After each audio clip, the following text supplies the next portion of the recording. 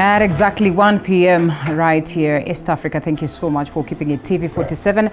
My name is Linda Alela. I'm here with the news stories for the day. Make sure that you keep it right here.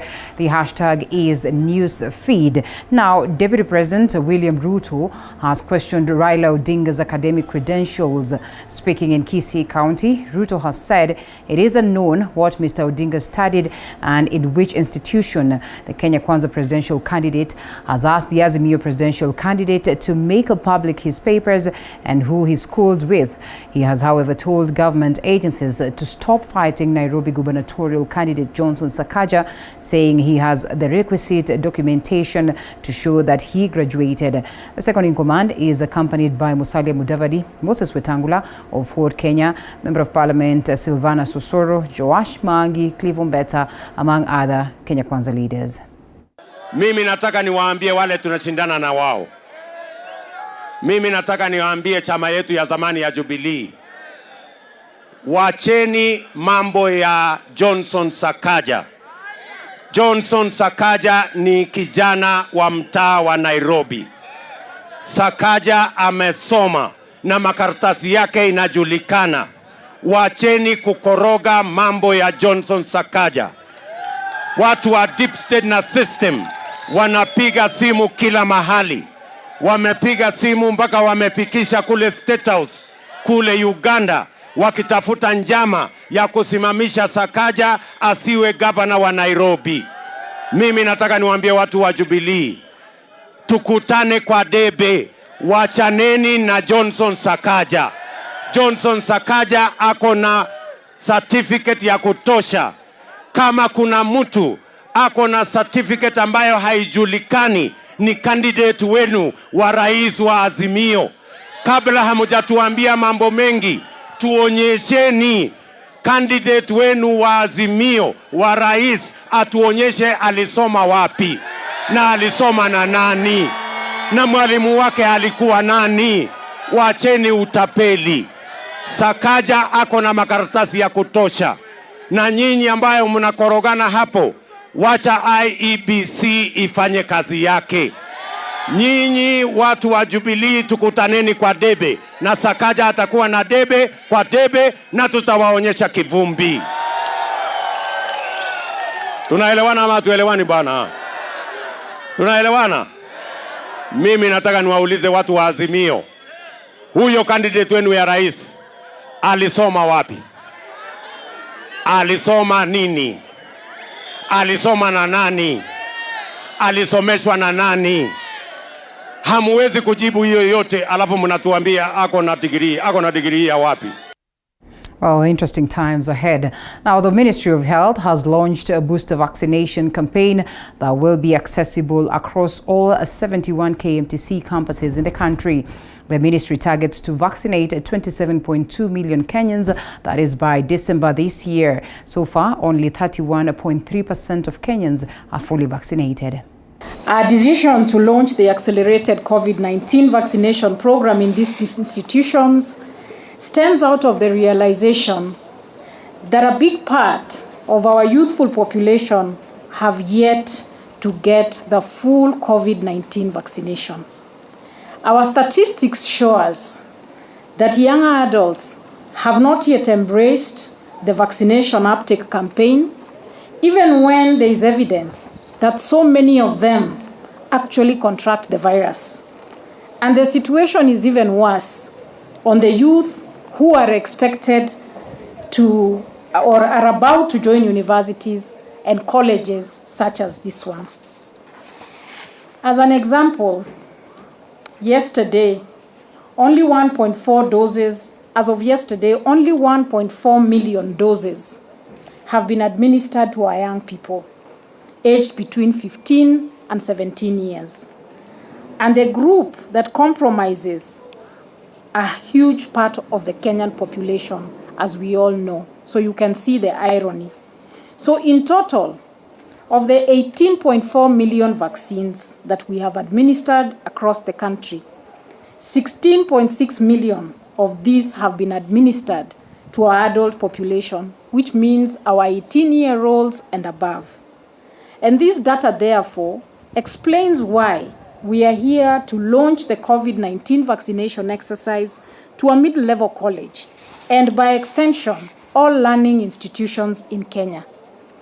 Our KMTC campuses have over 50,000 students who are a target of the vaccination drive.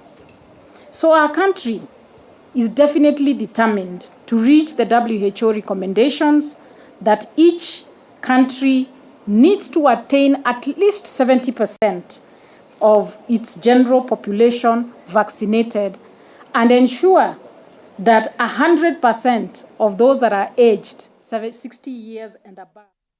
Back to politics, KANU leaders drawn from Kisii and Nairobi counties have called on Azimio leadership to give KANU the senatorial position goodwill in Kenya's capital, Nairobi, in the August polls. Addressing the media in Nairobi, their leaders have said politics in Azimio coalition must have democracy and not zoning some parties. The leaders, led by senatorial candidate John Ochoti, said KANU is focused in clinching Nairobi senatorial race and can't give ODM candidate Edwin Sifuna leeway while they are sidelined in other counties. Tumeona ya kwamba sisi kama jamii hatuna mtu ambaye anatusimamia ama ambaye anasimama katika kiti chochote ambaye mwenye anawania kiti chochote katika kaunti ya Nairobi. Maana kama jamii tumeweza kujitokeza kinagaubaga na kuweza kumuunga mkono kijana wetu ambaye ni mhandisi John Ochoti. Kwa maana hiyo, tungependa kumuuliza ambaye ni party leader wa KANU, ambaye ni senator wa Baringo, mheshimiwa Gideon Moi, ya kwamba aweze kujitokeza kimasomaso bila uoga, aweze kumuunga mkono mwenzetu John Ochoti na aweze kuenda na yeye katika kila upande wa eneo pana la Nairobi kuweza kufanya kampeni na kuomba kura, ndiposa kijana wetu naye aweze kupata kiti hicho cha useneta katika kaunti ya Nairobi. Kwa maana hiyo pia tungependa kumuuliza His Excellency Kalonzo Musyoka aweze kusimama na sisi jamii pana ya Umugusi, na hasa aweze kusimama na chama cha KANU, aweze kumuunga mkono kijana wetu ambaye ni John Ochoti, na kwa maana hiyo atakuwa anaonyesha ule uhusiano mwema na urafiki mzuri amekuwa nao kwa ukaribu na mheshimiwa Gideon Moi. The Nairobi Senator seat is the only position we are requesting, and for sure this is not too much to ask for, because members of our community who are leading candidates for various positions have stepped down in favor of other candidates from ODM and Wiper. Examples include our candidates in Dagoretti North and Embakasi South. Well, the Media Council of Kenya has rolled out its capacity building for journalists in North Rift region to equip the journalists on responsible reporting ahead of August polls. We're now joined by our reporter Boniface Baraza, who's pitching tent in Eldoret Town, Uasin Gishu County, for live updates. Thank you and good afternoon. Good afternoon to Linda Alela. We're coming to you live from Eldoret Town, Uasin Gishu County, whereby the Media Council of Kenya, being the regulatory body of the industry, has converged here and with a multitude of journalists from North Rift region, basically to equip the messenger ahead of 9th August election. And journalists who've converged here continue to share the experiences that they've experienced before during the election coverage, and also what should be expected of them this time round. But just to put this into perspective and to bring our viewers into speed, I'm joined by Rift Valley MCK coordinator Jackson Karanja, just to tell us why this training and why now? Thank you very much. We are gathered here as a council. This is just but one of a series of trainings that we're doing across the country. We have some of our colleagues in Mombasa, Kisumu, Meru and other places as part of our efforts of building the capacities of our journalists. Here in Eldoret today, we will be here today and tomorrow, where we'll be building the capacity of our journalists on different thematic issues, issues of fact-checking, conflict-sensitive reporting, among others, and important aspects, even of safety. How should journalists conduct themselves while they are out in the field? Issues of interviewing, how should they be conducting interviews, live interviews, and such a view. So it's part of an effort that as a council we are committed in ensuring that our journalists are built on proper capacity as we approach the elections in August. Yes. Apart from this capacity building training that you guys are conducting, what else are you doing to ensure we have a free and credible media space in this August election? This is just but one of our activities that we're doing as a council. We're also engaged in security dialogues, where as a council we've been meeting different security agents across the country, trying to ensure that our journalists are respected and protected even during the process, where even during the primaries we witnessed instances where journalists were attacked in the line of duty, harassed and other views. So this is just but one, apart from the capacity buildings, the dialogue meetings that we're also having. We are also engaging with media owners and station managers as well, to ensure that the journalists, as they approach the elections, even are built on their own capacity as individuals.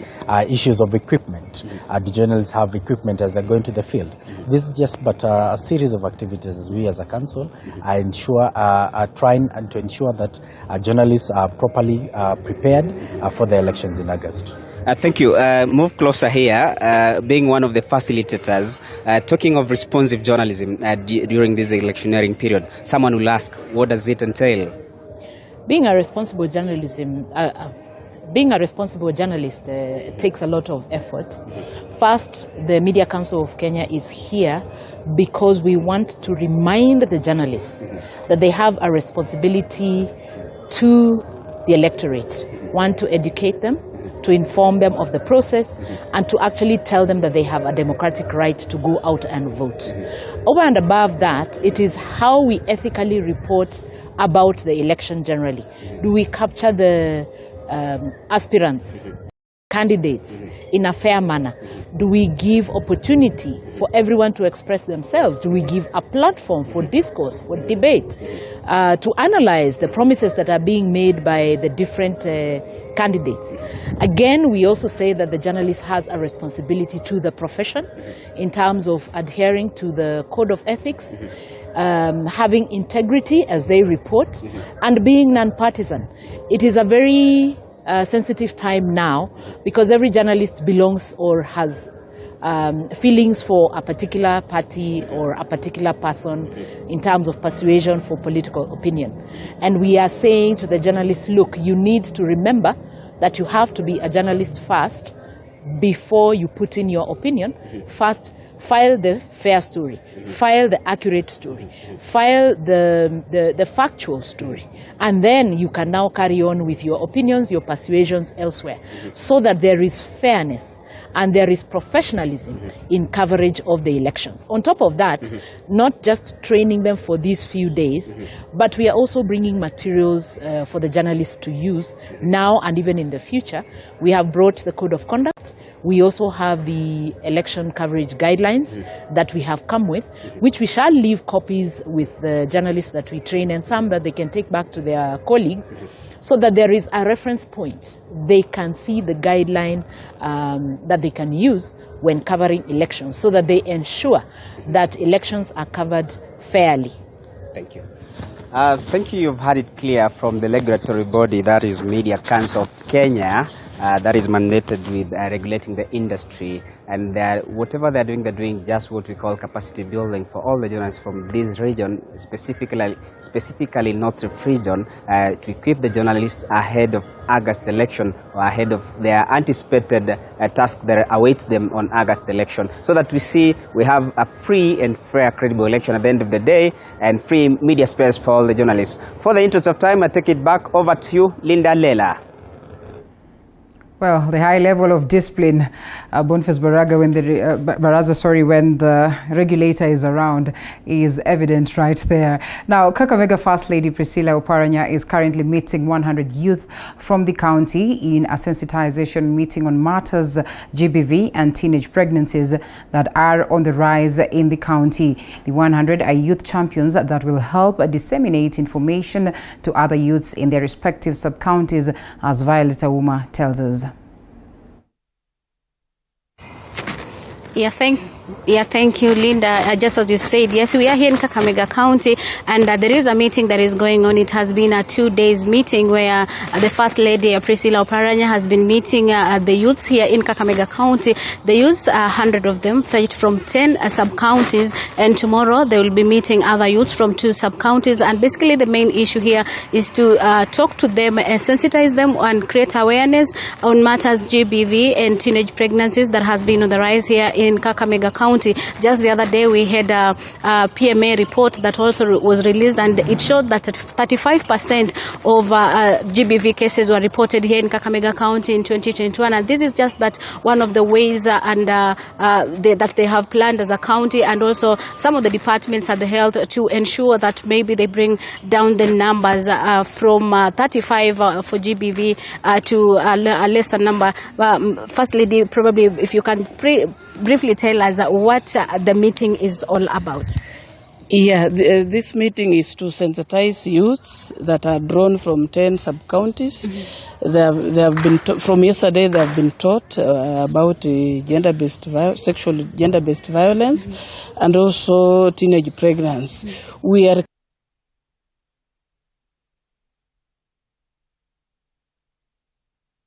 Well, a bit of a hitch right there, but not to worry. I'm sure Violet Auma then will compile a comprehensive report as pertaining to that, and we get to hear from her all the way from Kakamega County. A good move right there by the First Lady. Now, Kigumu lawmaker Wangari Mwaniki has welcomed Azimio One Kenya Alliance presidential candidate Raila Odinga's tour to parts of Murang'a County, slated for tomorrow. Mwaniki laments that the campaign tour will give the Azimio team platform to sell their manifesto to the electorate, where majority are believed to be supporters of Deputy President William Ruto. She exuded confidence that Azimio Alliance will form the next government, saying Raila and his running mate Martha Karua are known to be reformists and people of integrity.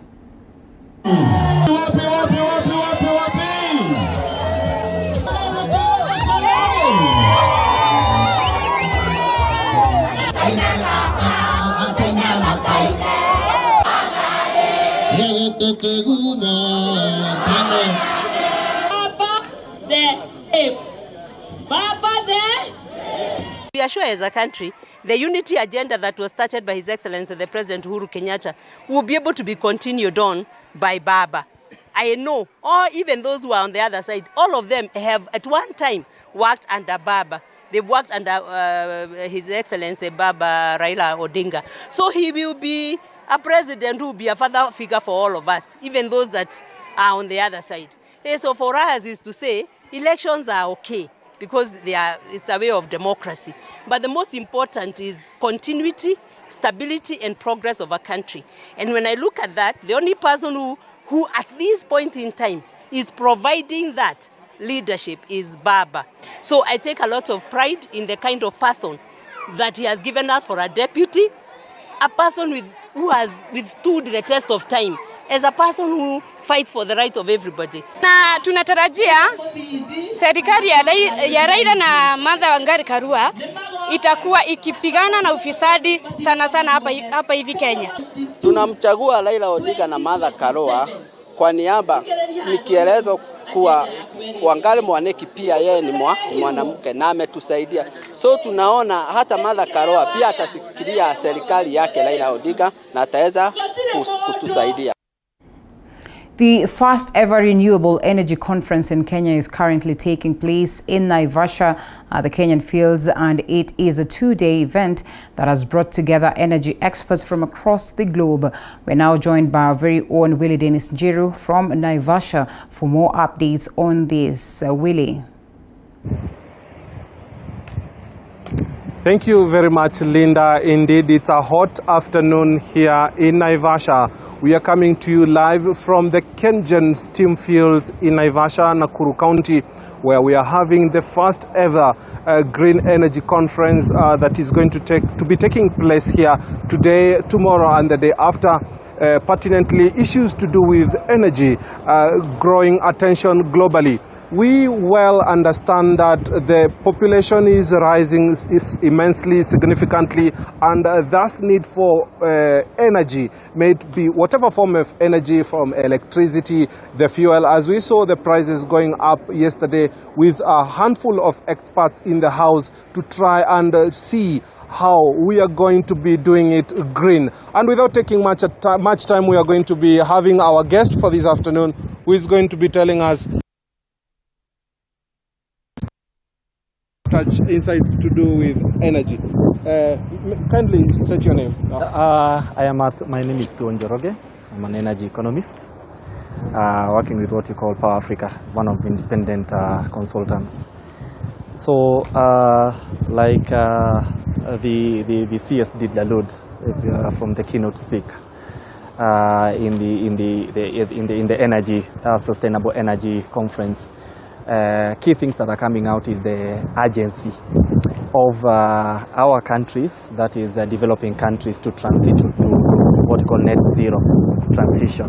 That has been the critical, one of the critical thematic issues that has been discussed. Of course, issues of energy security, and like you did allude about the issues of volatility in the fuel prices, like we have evidently seen from yesterday. Those issues now bring about the issue of the energy security, and it shows how our ecosystem, our Kenyan ecosystem, is prone and as vulnerable to the external shocks that are happening. Of course, like she did say, the issue is a global phenomenon. It's not purely a largely Kenyan or rather local issue, especially when you're looking at the pump price. But largely, it speaks to about what is it that we are putting up in place? What are the mechanisms that we are putting up in place to ensure that issues of energy security in our place are somewhat enhanced, and should there be any volatility, should there be any shocks that may be imminent in the global context, then they may not have a serious ripple effect in our ecosystem. So are we safe as a country in terms of energy, that is petroleum and electricity? I think not so much. You noticed when the first round just came into the picture early in March, and the oil marketeers were holding. That in itself was somehow a challenging aspect for government, because we could not find fuel getting into the downstream. It wasn't getting into the downstream. As you rightly know, that around 60% of our energy markets are domiciled, or rather are usually managed by what you call the independent oil marketeers. 30% are usually managed, or rather they are usually composed mostly with those who call the franchise, the bigger oil marketeers, who are mostly very organized, have somewhat capital, and that alone is a challenge, because you see that could be the reason as to why we observed what we did observe, because the 60% who are independent oil marketeers are usually one person. They do not have that very much arrangement in terms of how they look like, the outlook. Thank you very much for your time. I'm being told by my director that we are indeed out of time. And as you can hear echoes from part of the delegation that is inside here doing discussions, and as I can just let our viewers know, is that the CS Energy, Monica Juma, is within the House, and indeed it has been a very topical discussion, because actually they have not even had a break since morning, and this is actually going to be going on throughout the day and indeed tomorrow. But from me here, we will be doing a subsequent bulletin in regard to this story and others. For me, I take it back to you in studios to continue with the bulletin. Thank you so much, Willie, for the updates. We are certainly looking forward to more. Now, Senate is expected to close its doors later this afternoon after serving the nation for the last about 5 years and now into the August polls. We're now joined by our very own parliamentary reporter, Elizabeth Mutuku, from the Senate precincts for more updates on that. Elizabeth, what to expect?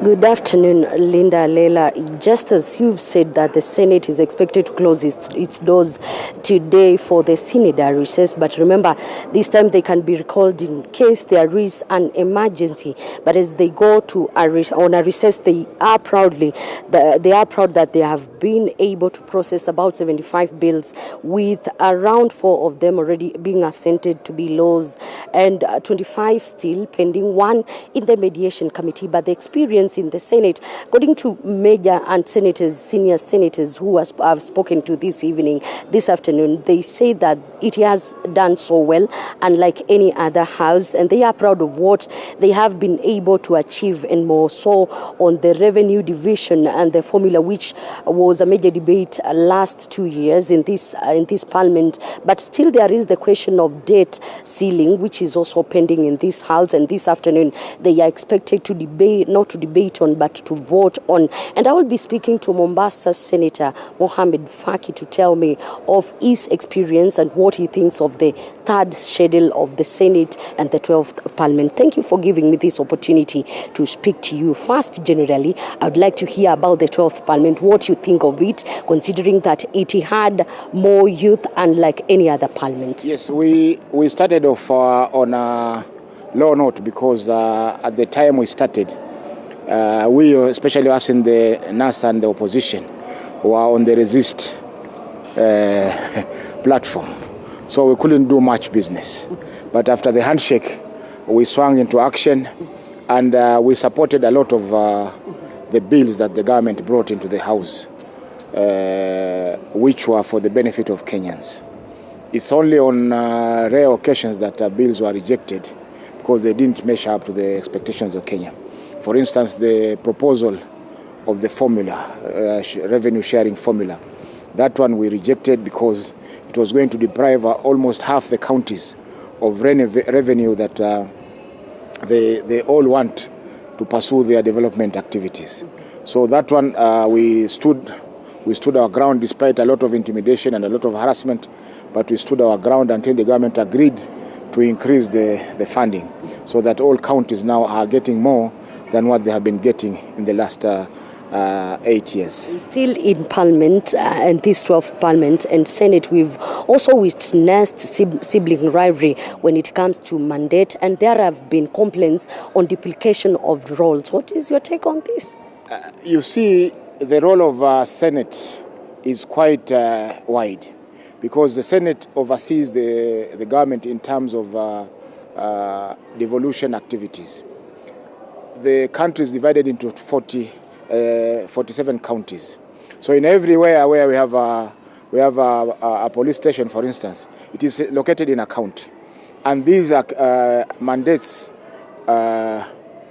overlap in each other. For instance, if during the COVID period, some towns were locked down. For instance, Mombasa, part of Mombasa was locked down. Yeah, it was locked down, and as a county, we lost a lot of business, a lot of opportunities. And as a center of Mombasa, we had to question why the lockdown was being done in Mombasa. Understand? So this is a directive from the national government, but it affects directly the counties that we operate in. So our mandates normally overlap, and therefore the need for the people to interpret our mandate has oversight of the government in terms of devolution activities. Yes. So you don't think that the mandate, something should be done on setting clear which house should handle what and when? Except for a few instances, for instance, appointment of foreign envoys, or every item that the national government is doing affects the counties. For instance, in agriculture, the government is supposed to set policy. But if this policy directly impacts on our counties, we cannot keep quiet. Go to health. The government sets policies on health, but it is the counties that implement those policies. So if we are not consulted, how will our counties know that these are the policies that are being put in place by the national government? What were your low moments and high moments during this third schedule of Senate? The low moments were when we were debating the formula, because we were between a rock and a hard surface. Our party, ODM, was in favor of the formula, and we, especially senators from Mombasa, were against from the coast, were against the formula, because we knew that all our counties were going to lose money except Lamu. So our high came when we secured a win-win situation in respect of the formula. And I've also chaired the Senate Delegated Legislation Committee for the last 2 years, from 2020 up to now. And we have been able to process a lot of regulations which were beneficial to the country. Thank you so much. I'll be talking to you more on the delegated legislation and much more about the Senate. Thank you so much. And that has been Mombasa Senator Mohamed Faki telling us more of what he thinks of this Senate. And according to him, it has achieved its role this 12th Parliament and the third schedule of Senate. Back to you in studio, Linda. Well, thank you so much, Elizabeth Mutuku. We're looking forward to get the updates of what today's session will be like as they debate on this one that is pretty crucial, and that in regards to the raising of the debt ceiling and so much more. And so on this very note, it is time that we take a short break. We'll be coming back to you with more, so don't you go anywhere. Despite being visually impaired, he is a jack of all trades. It is our quest to find answers on how to take care of children with special needs and those with disability. You do not need to see musical notes to understand music, but rather to have your soul feel the vibe.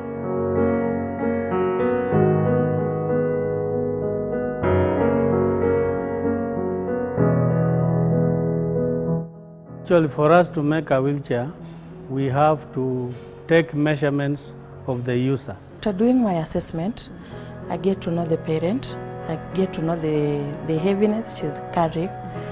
Disability comes at different stages of life.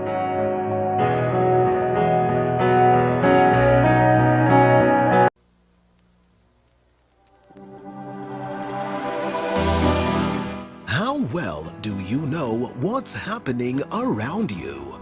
Morning Cafe with heated political debates. Baraza la Siasa. Hiyo kitu azungumzie, angalie hali ya maisha ya watu. Informative health discussions. Business, farming.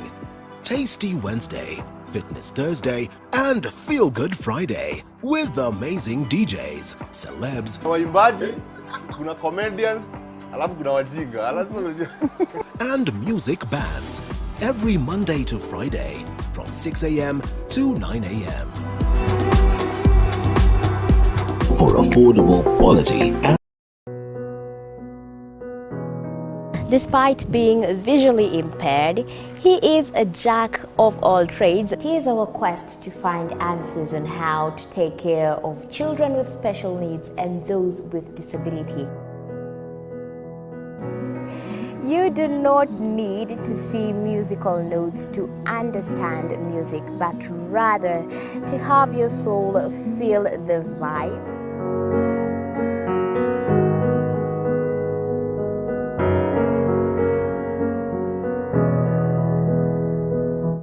Actually, for us to make a wheelchair, we have to take measurements of the user. After doing my assessment, I get to know the parent, I get to know the heaviness she's carrying. Disability comes at different stages of life. As a country, that we are ready to play our supportive role. And our supportive role is to enable the IBC deliver a free, fair and credible election. And the request or whatever we have been told to do in terms of security deployment, I have confirmed to them, as I have done to the country before, that we have sufficient resources in terms of personnel. We have created an integrated framework where we're working across on a multi-agency framework with other agencies to support the IBC to deliver on the elections. They have asked me questions about the challenges we face. I have again outlined the same challenges that I've talked about before. There are cases of voter bribery, there are cases of abuse of social media, which we are dealing with because we have sufficient institutional frameworks in place to deal with these issues. And as I've said before, I have told them here that as our representatives, when they go out there, Kenya has built up a very strong image as a democratic governance environment. We are not going to claw back on those credentials by, for example, raiding freedoms, shutting down the internet, interfering with freedom of association or freedom of assembly or whatever the case may be. We are going to live by the Constitution. We have all taken the oath of office to ensure that we live by the Constitution. All we are doing is encouraging our fellow citizens, our brothers and sisters who are political players, to be mindful of the country, to be mindful of the citizens of this country, to keep the peace, to campaign very peacefully and respect, the rule of law. That's all.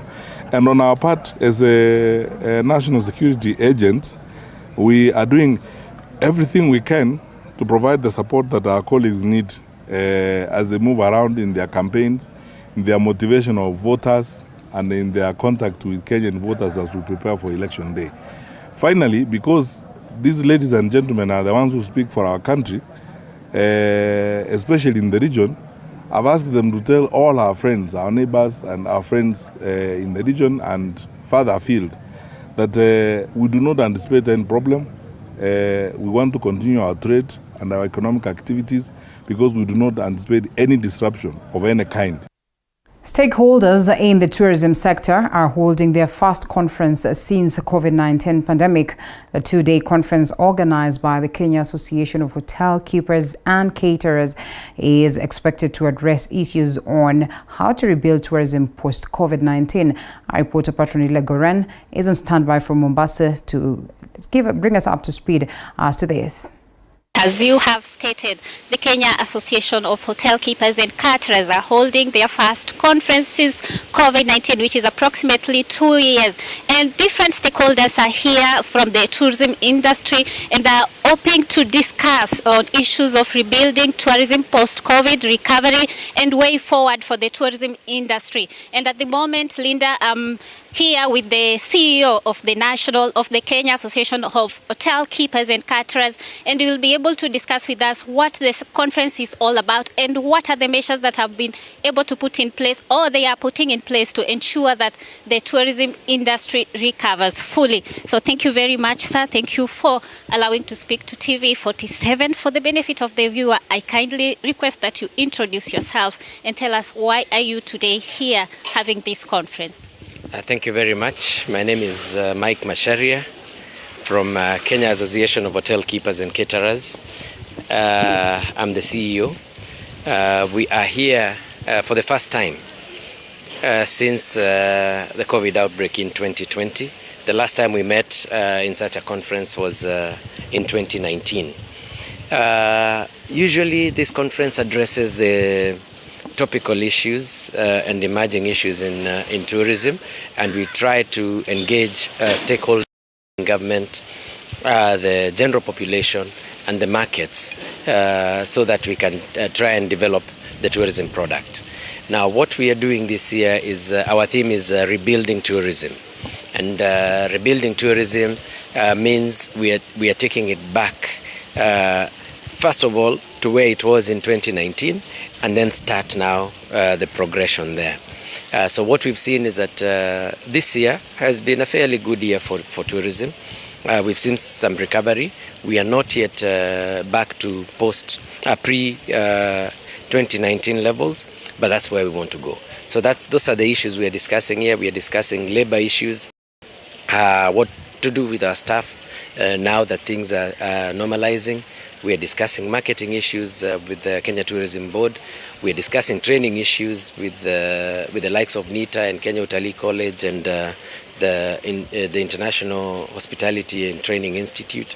And we are also discussing matters to do with data protection, because it's a new law. And we are custodians of a lot of data. So that's generally the theme of our rebuilding this year. And what are the status right now in terms of capacity in the hotel right now? If you take on average, we expect this year to close at probably around 60% of the 2019 numbers. 2019, we had 2 million visitors, almost $200 million in revenue.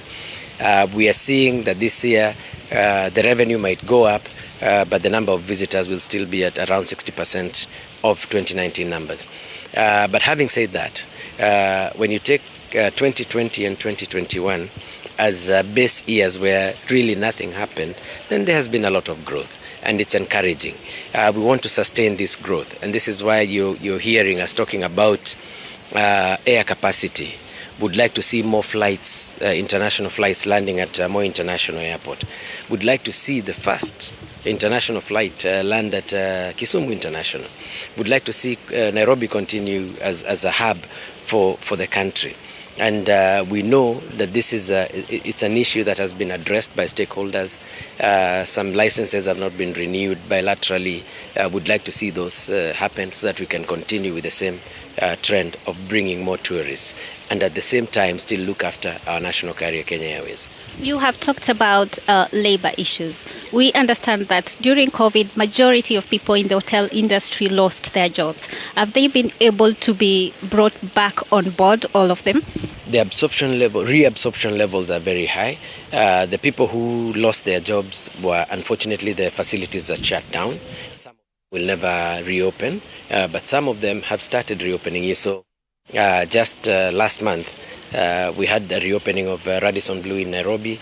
We had the reopening of the Norfolk, the chain of London hotels. So it's encouraging. And the ones that went home are now absorbed back. Unfortunately, some people found other things to do, and that is, it's progression of life. But the ones that are back, we've now urged our members to put them back on 100% salary, and hopefully by the end of the year we can negotiate a new collective bargain. Of interest is that our salary levels are still very close or higher than the 12% minimum that was given by the President on Labor Day. So we are hopeful that we will continue the same trend. Thank you very much, sir, for speaking to us. Kindly welcome, and you're one of the key stakeholders in this hotel industry. Kindly introduce yourself and tell us what has been the contribution in post-COVID, and how is the recovery impacting your business? Thank you. Thank you so much. My name is Anne Miranji, a sales manager at Brookside Dairy. And as a company, we are here to affirm our commitment to the Kenya Association of Hotel Keepers and Caterers, our commitment to the industry of tourism, that as a company, as Brookside Dairy, we want to appreciate seeing the industry bounce back. And part of that is us sponsoring the association with over 5 million shillings for the last 3-4 years in terms of cash. We have also sponsored the association with a similar amount in kind in terms of merchandise and our products. And we also appreciate the business support that we have received as a company. As Brookside Dairy, we are supplying the hotels in the association. Over 97% of the hotels are in business with us. We're giving them our quality milk products. And as Brookside Dairy, we appreciate that support, and we say that as the industry bounces back, as a company, we also grow. So we support each other, because all of us, when one of us grows, the rest of us grow. When one of us is down, the rest of us are down. So we thank you. Thank you very much. Linda, those are just some of the remarks, and the first person we spoke. While it is clear that the tourism sector is still reeling from the tough times of COVID-19, we are glad that such strides are made for the growth of the same. Looking forward to more updates on that very conference by Patronila. Now, it's race against time as the IEBC Disputes Resolution Committee rushes to conclude major cases involving key political figures pending before the quasi-judicial court. Among the high-profile cases the court expects to rule involves a challenge by Third Way Alliance leader Ikuru Aukot, who has faulted IEBC chair Wafula Chebukati for clearing Raila Odinga, claiming he is waiting to know their rate in presidential candidate Jimmy Wanjigi. Senator Johnson Sakaja and former Governor Mike Sonko, let's now cross over that, that is to Milimani Law Court, and get more updates on the very same story.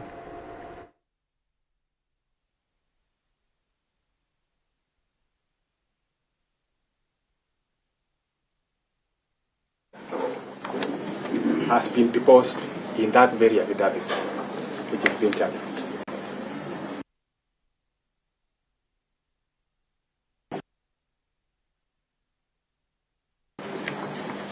Where the deponent says that he has been authorized to swear the affidavit by and on behalf of the chairperson of the commission,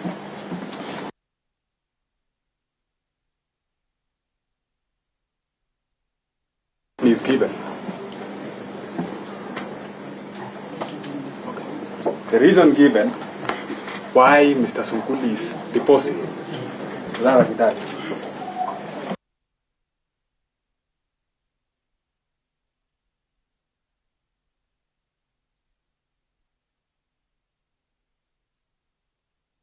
the complaint and that information came to him by virtue of the office he holds.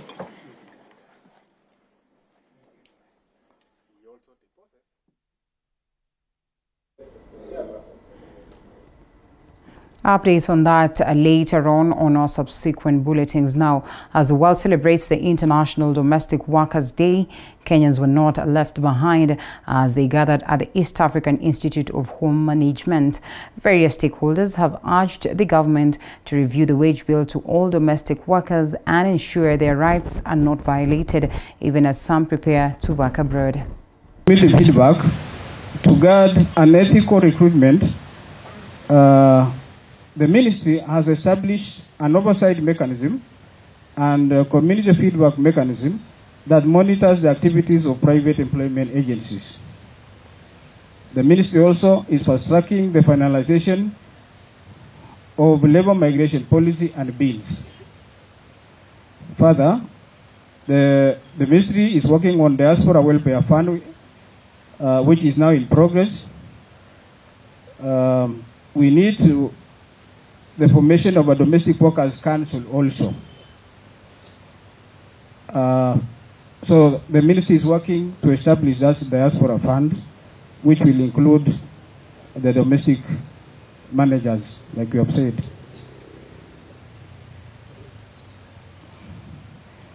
Like I've mentioned, the minister, as we speak, is having a meeting with ambassadors at Windsor Hotel, ambassadors from the Gulf countries. That is Saudi Arabia, Qatar, and United Arab, is it EAU?